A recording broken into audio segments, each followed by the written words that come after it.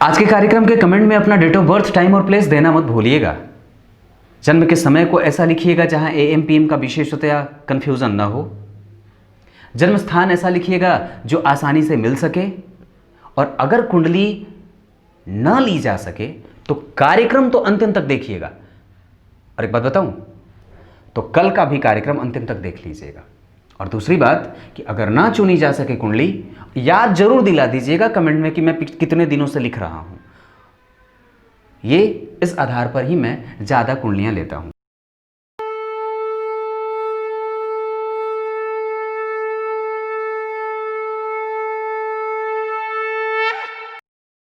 प्रिय दर्शकों, नमस्कार। एक बार फिर से उपस्थित हूं आप सबके सामने।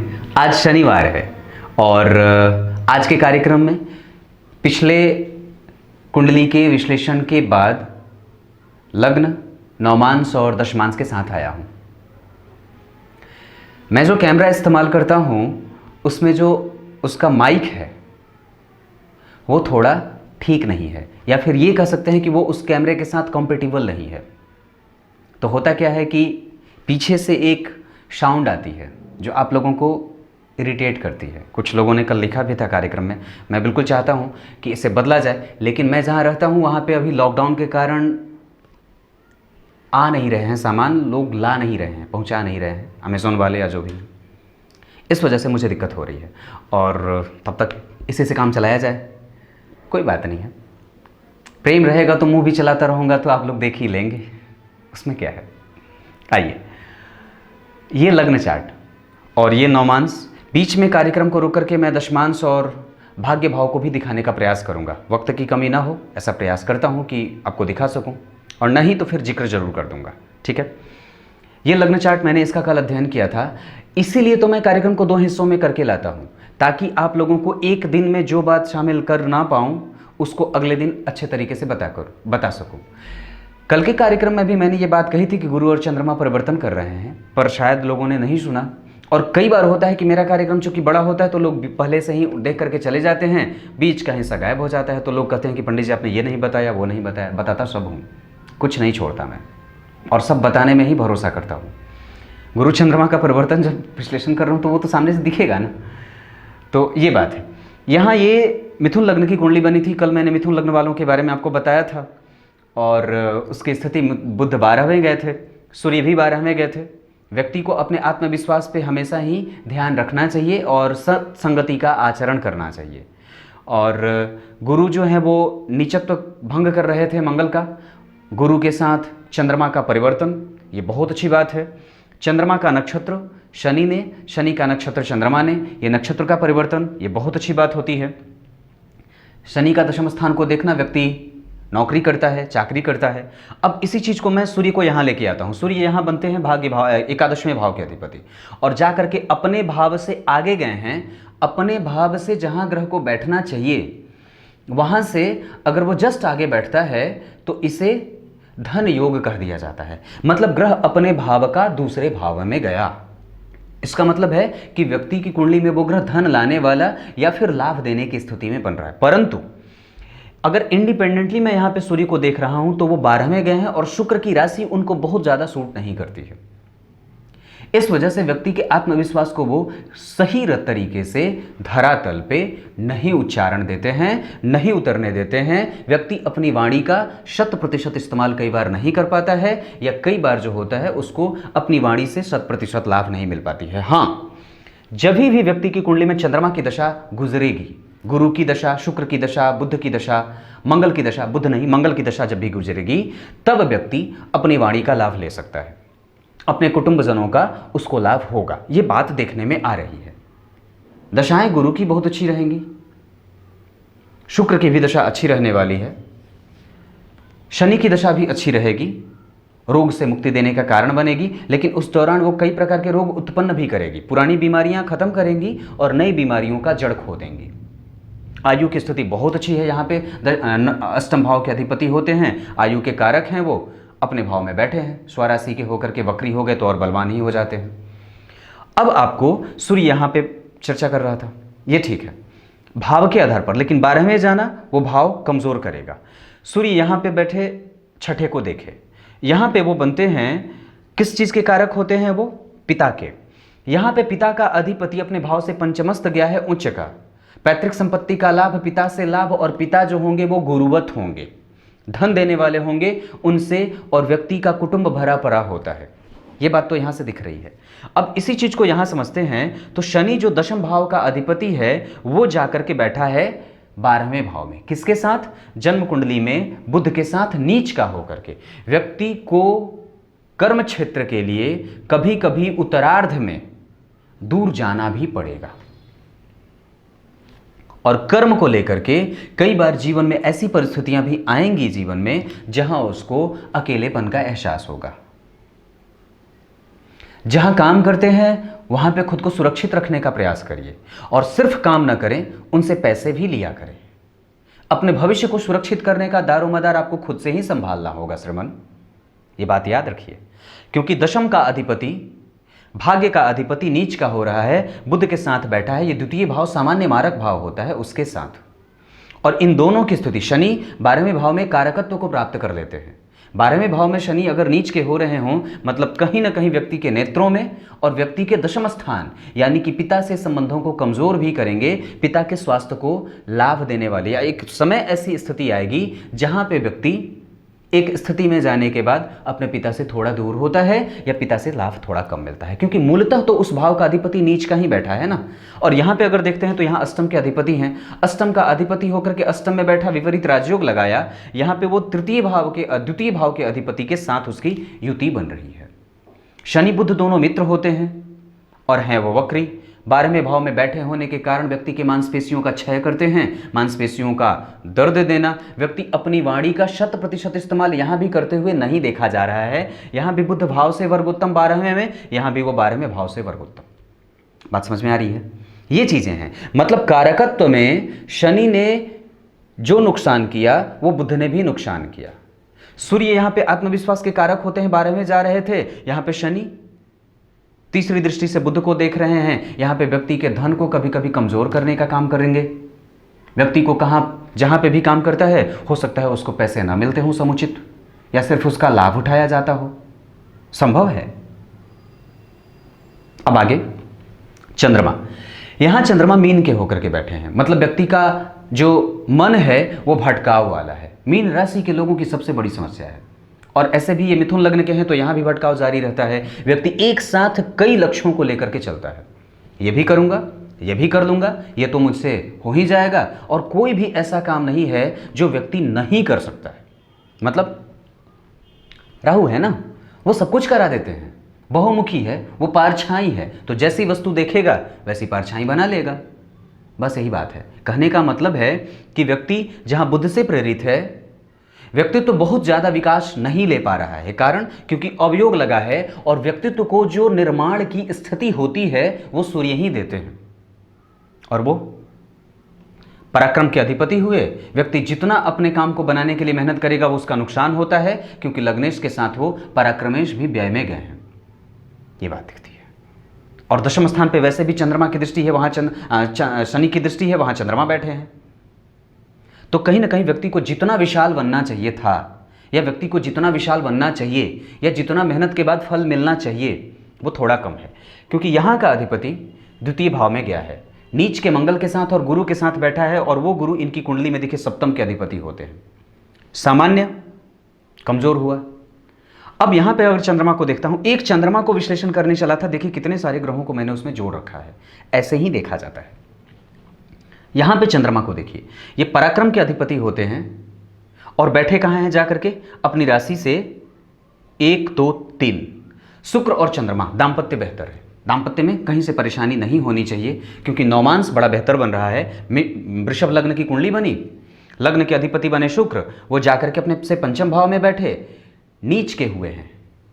लेकिन फिर भी अगर देखता हूं तो बुध इनकी कुंडली में, अगर यहां से देखता हूं तो इस राशि का अधिपति या इस राशि में जो ग्रह उच्च का होता है वो 12वें गया है, और वो देख नहीं रहा है। इस वजह से इनका निचत्व ही कहीं ना कहीं भंग नहीं हो रहा है नवमांस में, क्योंकि ये ग्रह शुक्र नीच के हुए, ये कन्या राशि यहाँ पे आकर के वो नीच के होते हैं, और उनकी इस स्थिति में कि जो ग्रह यहाँ पे उच्च का होता है वो बुध उनको बाहर लेके बैठा है अपने आप को।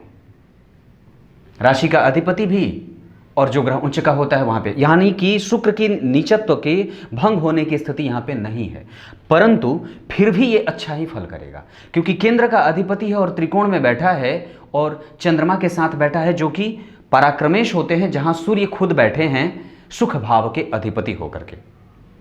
यहाँ पे मैंने सूर्य से जब बात करी थी तो गौर करिएगा, यहाँ शनि के नीचे होने की बात की थी, लेकिन जो वास्तव में दशम स्थान का कारक ग्रह या दिग्बली होता है वो सूर्य इनकी कुंडली में चतुर्थ स्थान का अधिपति होकर के व्यय में जा रहा है। पिता से संबंध यहाँ भी एक स्थिति के बाद जाने से कमजोर ही मुझे मालूम पड़ रहा है। व्यक्ति को यहाँ पे मेहनती बनाएगा, पत्नी जो आएंगी वो मेहनत कराने वाली आएंगी, पत्नी जो आएंगी वो मेहनत करने के लिए हमेशा बताने वाली आएंगी, पराक्रमी आएंगी, सुंदर आएंगी, प्रेम करने वाली आएंगी, और एकमात्र वही होगा जो आपका कभी कभी साथ देने वाला भी होगा। ऐसे आपके कुटुंब आपका साथ पर्याप्त देने वाले हैं, वो कभी आपको छोड़ने वाले नहीं हैं, लेकिन उनके बाद जो स्थिति आ रही है वो पत्नी की ही आ रही है।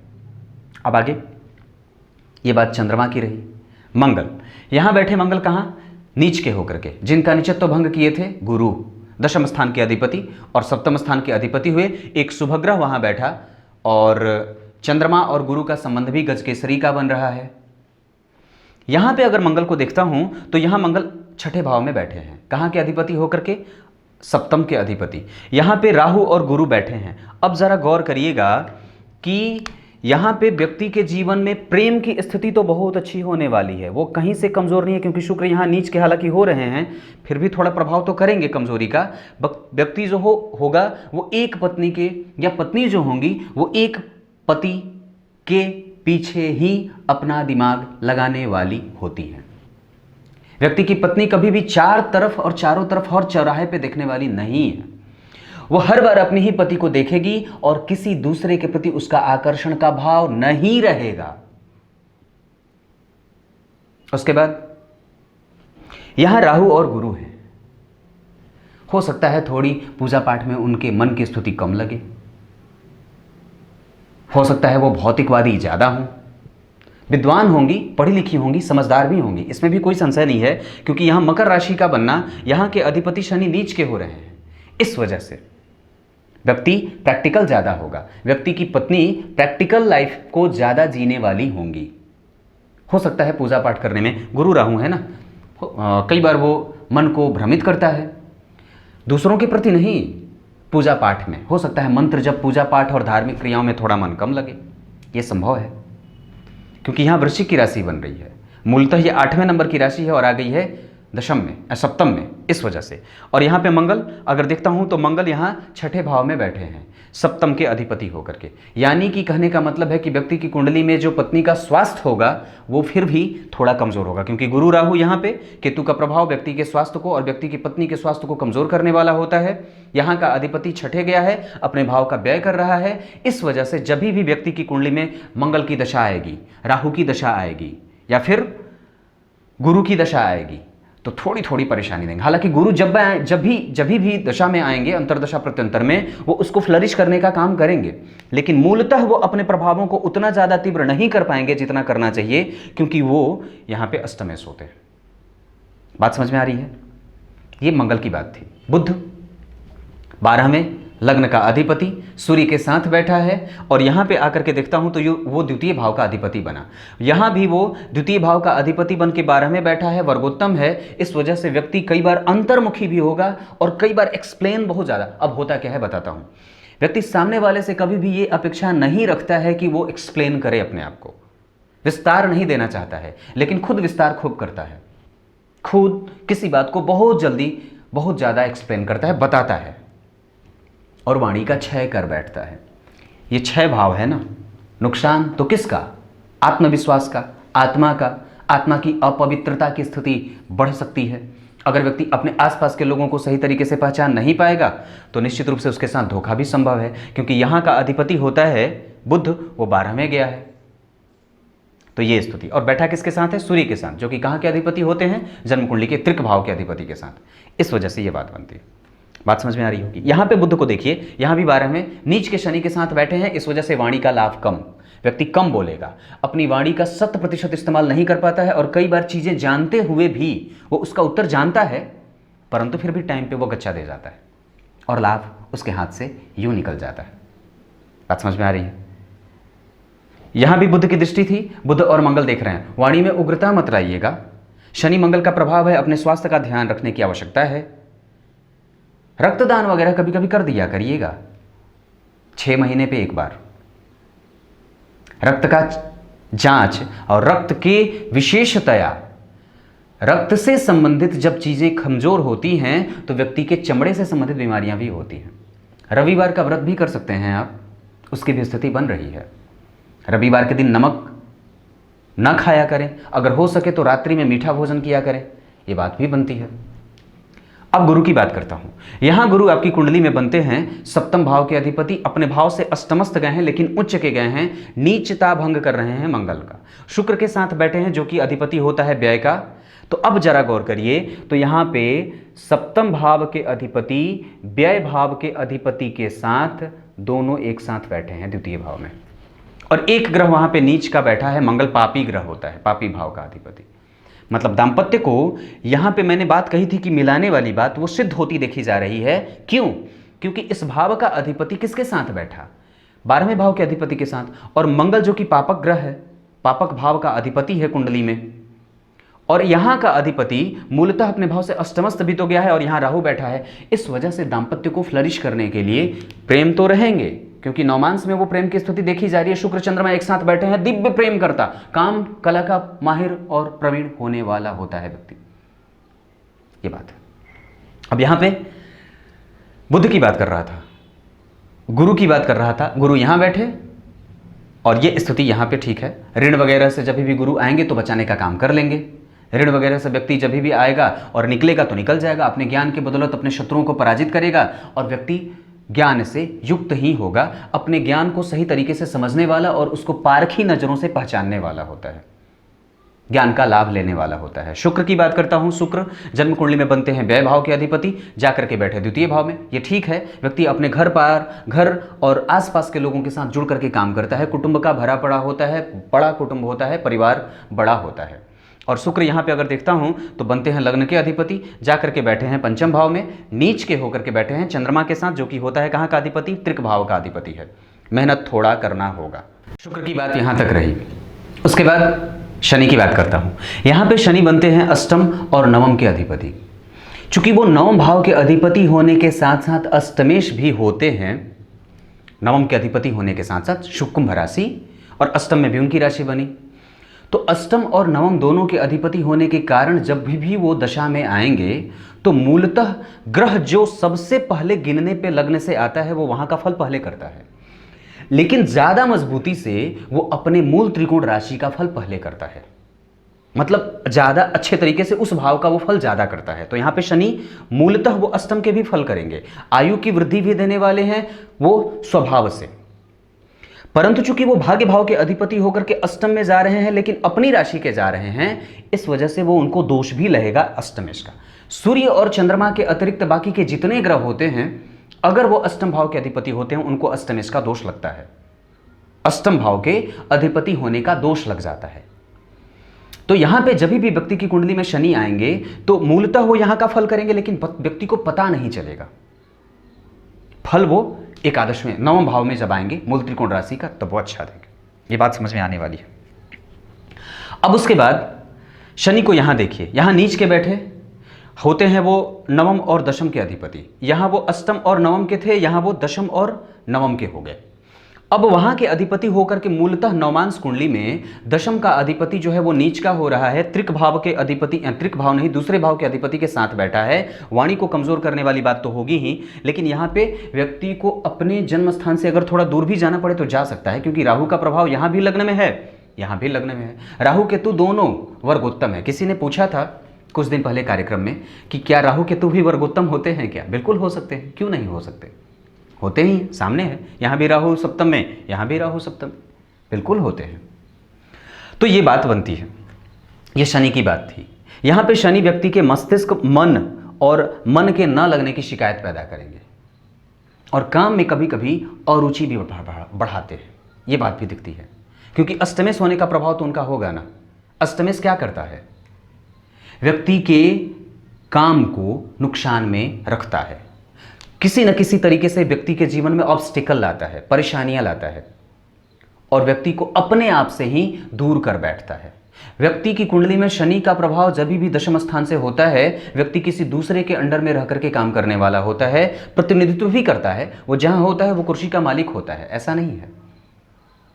लेकिन मूलतः अगर बात समझ में आ रही है कि व्यक्ति अपने जन्म स्थान से दूर जाकर के भी कोई काम करना चाहे तो कर सकता है, क्योंकि पंचांग में भी ग्रीष्म ऋतु बनी थी, तो वहां से भी ये बात समझ में आ रही है। तो ये स्थिति इनकी कुंडली में, लग्न कुंडली में और नवमांस में ये बात बनती है। मूलतः आपको दो चार बातें और बताता हूं कि सबसे ज़्यादा इस कुंडली में अगर नवमांस में देखता हूं तो दशमेश का जाकर के नीच का होना और द्वितीय भाव के अधिपति के साथ बैठने के कारण ये भाव थोड़ा सा प्रभावित होगा, क्योंकि मूलतः ये सामान्य मारक होता है। यहाँ भी अगर देखता हूँ तो शुक्र थोड़े कमज़ोर होंगे, क्योंकि यहाँ पे वो बनते थे पंचम भाव के अधिपति और यहाँ वो बनते हैं छठे भाव के अधिपति। मतलब मूलतः अगर शुक्र की दशा जो बीतेगी व्यक्ति के जीवन में वो सामान्य से थोड़ा बेहतर बीतेगी। यहाँ पे वो व्यक्ति को ऋण वगैरह से मुक्ति भी देगी, क्योंकि हाँ एक बात और बताता हूँ, किसी को पैसे न देने वाली बात मैंने कल भी बताई थी, आज भी बताता हूँ। मंगल यहाँ बैठे हैं, ये परेशान करेंगे, ऋणी बना देते हैं। और यहाँ पे गुरु थोड़े कमज़ोर हो रहे हैं, मूलतः वो सप्तम के बनते थे, यहाँ वो अष्टम में आ रहे हैं। और यहाँ ये ठीक है, एकादश में 12वें भाव में मंगल की राशि बन रही है, यहाँ मंगल की राशि लाभ भाव में बन रही थी और यहाँ वो व्यय में जा रही है। तो इस वजह से ये जो राशियाँ बन रही हैं वो कहीं ना कहीं से थोड़ी कमज़ोर सी बन रही हैं। मतलब तुला, धनु और मेष, यहाँ पे वृश्चिक, मकर और वृषभ। यहाँ पे वृषभ राशि लग्न में आ रही है, इस वजह से उसमें उत्तरोत्तर वृद्धि मिल रही है। ग्रहों के आधार पर अगर देखता हूं तो भाव कैसा किसका अच्छा है, सबसे पहले सूर्य को। यहाँ सूर्य कमजोर पड़ रहे हैं, यहाँ पे सूर्य ठीक है, यहाँ व्यक्ति को मेहनत कराने वाला और व्यक्ति की पत्नी आने के बाद व्यक्ति के जीवन में लाभ और मेहनत के फल को मिलने का भाव मिल रहा है। चंद्रमा यहाँ केंद्र में है, यह व्यक्ति दूसरों के दिलों में मेहनत करने वाला और दूसरों के दिल में घुसने का काम और प्रयास ज़्यादा करता है मिथुन लग्न का तो थोड़ा मुंहफट भी होगा, क्योंकि मीन राशि का है तो गुरु से प्रभावित है, तो दार्शनिकता का भाव रखता है, तो अंतर्मुखी भी हो जाएगा। दोनों ही बातें दिख रही हैं। यहाँ पे चंद्रमा को अगर देखता हूँ तो पंचम में बैठे हैं, यहाँ केंद्र में थे, यहाँ त्रिकोण में आ रहे हैं। मतलब सूर्य यहाँ थोड़े ठीक हुए लग्न से, नवमांस में चंद्रमा भी यथावत बहुत स्थिति में बढ़ते ही जा रहे हैं। मंगल यहाँ बैठे हैं नीच के होकर के, जिनका नीचत्व भंग गुरु ने किया था। यहाँ पे मंगल जो है वो छठे भाव में आ रहे हैं, ये ठीक होगा मंगल के लिए, है ना, ये मंगल के लिए स्थिति ठीक है। बुध के लिए यहाँ पे 12वें जा रहे हैं, लग्न के अधिपति होकर के ये कमजोर हुआ। यहाँ पे बुध भी वर्गोत्तम हो रहा है, इस वजह से ना चाहते हुए भी उसे फल अच्छा ही देना पड़ेगा। यहाँ पे वो सूर्य के साथ बैठा था जो कि त्रिक भाव का अधिपति होता था, यहाँ पे वो शनि के साथ बैठे हैं जो कि केंद्र के अधिपति, तो बुध कार्मिक बनाएंगे, व्यक्ति को व्यवसायिक सोच वाला और व्यवसायिक सोच का निर्माता बनाएंगे। गुरु की बात करूं तो यहाँ पे गुरु उच्च के होते थे, केंद्र 2 केंद्रों के अधिपति होते थे, केंद्राधिपति दोष भी लगेगा क्योंकि बाहर जा रहे हैं। और उसके बाद यहाँ पे अगर देखता हूं तो गुरु केंद्र में आ रहे हैं, यानी कि यहाँ से वो ठीक हैं, लेकिन राहु के साथ बैठे हैं, इस वजह से यहाँ भी और यहाँ अष्टमेश हो जाते हैं, इस वजह से थोड़े प्रभाव में नुकसान में रखेंगे। शुक्र की बात अगर शुक्र देखता हूं तो यहाँ पे व्यय के अधिपति होते हैं, यहाँ भी एक राशि उनकी जो है वो व्यय में बन रही है, कहीं ना कहीं वो दुस्थान है, त्रिक भाव है, और यहाँ पे एक राशि उनकी यहाँ बनी और यहाँ पे बैलेंस करने में व्यक्ति कभी कभी माहिर होगा और व्यक्ति अपने शत्रुओं से और अपनी परिस्थितियों से आसानी से बैलेंस कर लेगा, क्योंकि यहाँ तुला राशि बन रही है और यहाँ पे वृश्चिक राशि। अब वृश्चिक राशि और तुला राशि का जब निर्माण करते हैं और देखते हैं तो वृश्चिक राशि अग्नि तत्व की राशि होती है और गुरु होते हैं आकाश तत्व के, जहाँ राहु खुद बैठा है। वो कहीं ना कहीं पत्नी के साथ कभी कभी मतभेद भी कराने वाले होंगे। व्यक्ति कई बार जब झगड़ा लड़ाई करेगा अपनी पत्नी के साथ तो सोचेगा सब छोड़ के भाग जाता हूँ, बाहर चलो, यहाँ कुछ नहीं रखा है। इस तरीके का भाव गुरु देंगे। दाम्पत्य में परेशानी नहीं है, ठीक है, शुक्र चंद्रमा है, संभाल लेंगे। अब ये इनकी कुंडली के लग्न और नवमांस की। अब दशमांश पे थोड़ी सी आपकी दृष्टि डलवा देता हूं और भाग्य भाव पे, ये दोनों एक साथ बता देता हूं कि कैसी स्थितियां बन रही हैं। अब दशमांश को थोड़ा देख लेते हैं, समझ लेते हैं कि कैसे ग्रहों की स्थितियां कर्म के क्षेत्र में निगेटिव या पॉजिटिव हो रही हैं। सबसे पहले दशम भाव के अधिपति को देखिए, यहाँ वो गुरु बनते हैं, यहाँ चंद्रमा बैठा, धन का अधिपति दशम में आया, ये ठीक है, अपने भाव से नवम पंचम के संबंध में, और गुरु भी यहाँ के अधिपति होकर के उच्च के हो रहे हैं लग्न कुंडली में, ठीक है। यहाँ देखिए तो दशम का अधिपति कौन बनता है, मंगल, वो नीच के हैं। ये D10 चार्ट जो है वो आपके कर्म को और कैरियर को दिखाता है। यहाँ पे आने से पहले आपको इस यहाँ पे लग्न और दशम का और सूर्य और चंद्रमा का अध्ययन बहुत अच्छे तरीके से कर लेना चाहिए। यहाँ पे पंचम के अधिपति शुक्र उच्च के गुरु और मंगल के साथ बैठे हैं। टेक्निकल क्षेत्रों में यहाँ भी व्यक्ति को जाते हुए देखा जा सकता है। यहाँ भी देख रहा हूँ तो मंगल की स्थिति बन रही है, मंगल नीच के हो रहे हैं चंद्रमा की राशि में, और यहाँ पे चंद्रमा जो कि रोगेश होते हैं, ऑब्स्टिकल और समस्याओं को देने वाले, वो लग्न में ही जा रहे हैं, कुंभ के हो रहे हैं। और उस पर दृष्टि है सूर्य गुरु और राहु की। सूर्य तो स्वराशि के हैं, ठीक है, लेकिन राहु और गुरु के साथ आकर के वो राहु जो है वो कहीं ना कहीं व्यक्ति के दिमाग में उग्रता पैदा कर रहा है, आत्मविश्वास पे संशय कर रहा है। क्योंकि सूर्य चंद्रमा को यहाँ देखेंगे तो ये तो ठीक है कि कभी कभी ये लग्न और सप्तम के संबंध में होते हैं तो अच्छे होते हैं, परंतु फिर भी यहाँ का अधिपति मूलतः जो कैरियर भाव है वो दशम स्थान का अधिपति नीच का जा रहा है, और उस पर किसी भी तरीके से कोई भी शुभ ग्रह नहीं देख रहा है, उल्टा शनि देख रहा है। इस वजह से काम में कभी कभी व्यवधान भी आने की स्थितियां बन रही हैं। तो बहुत अच्छे तरीके से समझना होगा कि व्यक्ति काम कौन सा करे। अगर कार्य क्षेत्र में जाना ही चाहता है तो मंगल की स्थिति है, मंगल यहाँ पे बनते हैं, वो नीच के हो रहे हैं। यहाँ पे भी अगर देखता हूँ तो शुभ ग्रह की राशि बन रही है, और वहाँ पे जो स्थिति बन रही है वो व्यक्ति मशीनरी के क्षेत्र में भी जा सकता है। मिथुन लग्न का है, टेक्निकल क्षेत्रों में व्यक्ति का दिमाग बहुत ज़्यादा चलता है। मंगल की स्थिति जो है वो मंगल आपकी कुंडली में नीच के हो रहे हैं, लेकिन गुरु के साथ है, दशमेश होता है वो, इसके साथ व्यक्ति अगर चाहे तो व्यक्ति जा सकता है। कोई भी काम करने जाए तो लाभ है, लेकिन एक समय पे जब मंगल की दशा भी आएगी तो थोड़ी बहुत परेशानी यहां भी करेगी कर्म को लेकर के, क्योंकि D10 चार्ट का जो मंगल है वो दशम का अधिपति और राहु केतु का प्रभाव, राहु से वो भाव केंद्र में आ रहा है, और वहां पे अगर देखता हूं तो भाग्य भाव के अधिपति केंद्र में आ रहे हैं। अपनी राशि के धन वगैरह की तो दिक्कत नहीं होने वाली है, कभी भी भौतिक सुख सुविधाओं का अंबार ही लगेगा। शुक्र दिग्बली है ना यहाँ पे, और बुध जो है वो मंगल की राशि में बैठे हैं, मंगल अपने भाव से चतुर्थस्थ जा रहे हैं।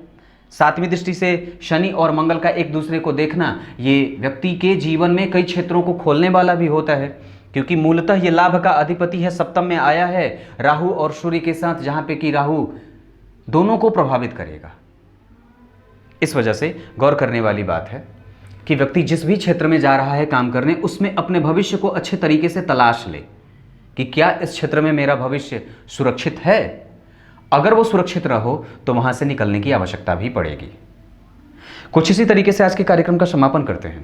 तब तक के लिए इजाजत दीजिए।